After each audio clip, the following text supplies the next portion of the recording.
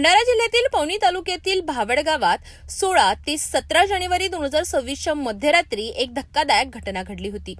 भावड येथील प्राचीन महादेव मंदिरातील भगवान महादेवाच्या मूर्तीची अज्ञात इसमाने निर्घुण विटंबना केली। मूर्तीचे दोन्ही हात आणि तोंड तोडण्यात आल्याने सकाळी ही घटना उघडकीस येताच संपूर्ण गावात संतापाची लाट उसळली होती। धार्मिक भावना दुखावणाऱ्या या कृत्यामुळे परिसरात तणावाचे वातावरण निर्माण झाले होते। या प्रकरणी अड्याळ पोलीस स्टेशनमध्ये भारतीय न्याय संहितेच्या कलम 298 अंतर्गत गुन्हा दाखल करण्यात आला। घटनेचे गांभीर्य ओळखून जिल्हा पोलीस अधीक्षकांच्या निर्देशानुसार अड्याळ पोलीस आणि स्थानिक गुन्हे शाखेची एकूण 7 विशेष पथके तयार करण्यात आली।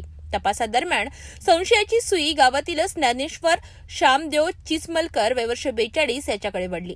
घटनेनंतर तो अचानक बेपत्ता झाल्याने पोलिसांचा संशय अधिक बळावला। तांत्रिक विश्लेषण, सीसीटीव्ही तपासणी आणि गोपनीय बातमीदारांच्या मदतीने आरोपीचा माग काढण्यात आला। भंडारा बस स्थानक परिसरात आरोपी असल्याची खात्रीशीर माहिती मिळताच पोलिसांनी सापळा रचून त्याला अटक केली। पोलिसी चौकशीत आरोपीने भावड येथील महादेव मूर्तीची विटंबना केल्याची कबुली दिली। ही संपूर्ण कार्यवाही पोलीस अधीक्षक आणि अप्पर पोलीस अधीक्षक यांच्या मार्गदर्शनाखाली यशस्वीरित्या पार पडली असून आरोपीला कठोर शिक्षा व्हावी अशी मागणी भावड परिसरातून जोर धरत आहे।